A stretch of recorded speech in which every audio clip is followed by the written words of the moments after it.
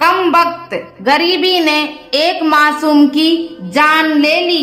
मैं अपने एक दोस्त की बर्थडे पार्टी में से देर रात कार से घर वापस जा रहा था। उस रात कड़ाके की ठंड पड़ रही थी। कार के शीशे बंद होते हुए भी न जाने कहां से ठंडी ठंडी हवा अंदर आ रही थी।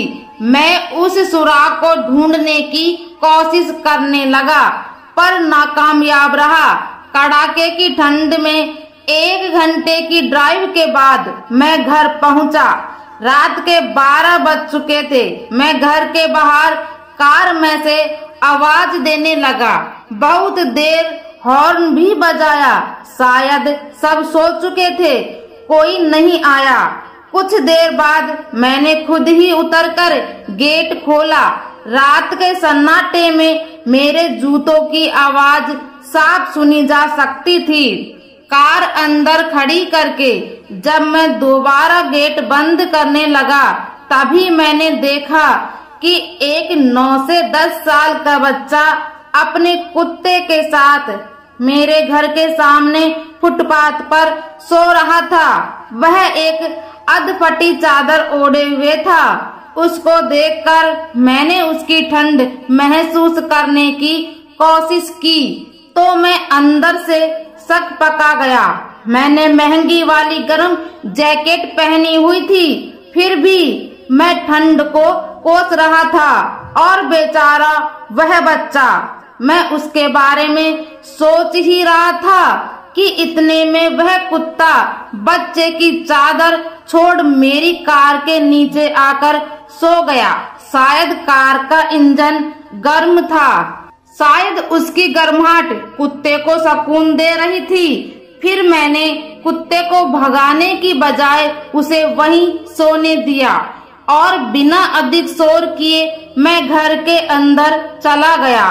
सब के सब सो रहे थे तो मैं भी चुपचाप अपने कमरे में चला गया।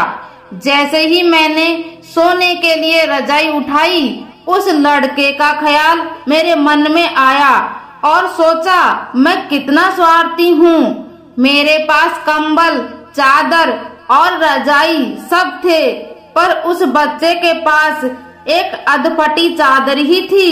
फिर भी वह बच्चा अधफटी चादर को भी कुत्ते के साथ बांटकर सो रहा था और मुझे घर में फालतू पड़े कंबल और चादर भी किसी को देना गवारा नहीं था।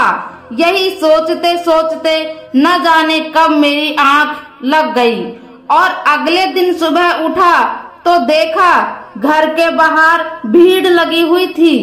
बाहर निकला तो किसी को कहते हुए सुना, अरे वह चाय बेचने वाला रामू कल रात ठंड से मर गया।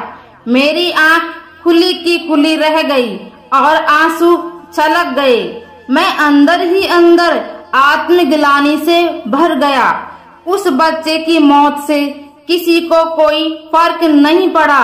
बस वह कुत्ता अपने नन्हे दोस्त के बगल में गुमसुम बैठा था, जैसे वह उसके उठने का इंतजार कर रहा हो।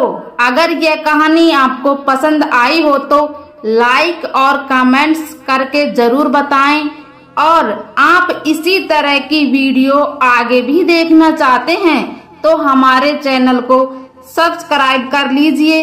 साथ में घंटी को ऑल पर सेट कर लें ताकि आने वाली वीडियो आप तक पहुंच सके।